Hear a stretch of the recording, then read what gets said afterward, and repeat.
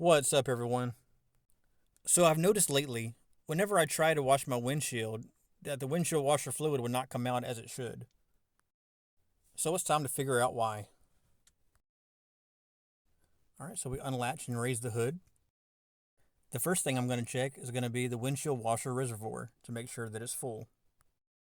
So the next thing I'm going to check is going to be the washer hose that carries the washer fluid to the washer nozzle. And there's the problem.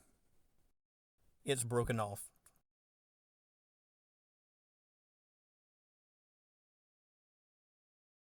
I ordered these windshield wiper hose connectors on Amazon for $5. It comes in 18 pieces.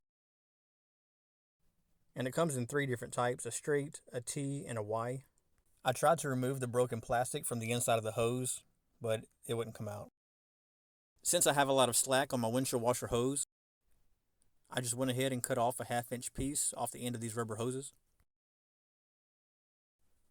Alright, so I'm just going to replace the Y connector inside the windshield washer hose. I'm just going to push the hose onto the end of the connector and remove the old one. And that's it. If you found this video helpful, hit the thumbs up button and subscribe.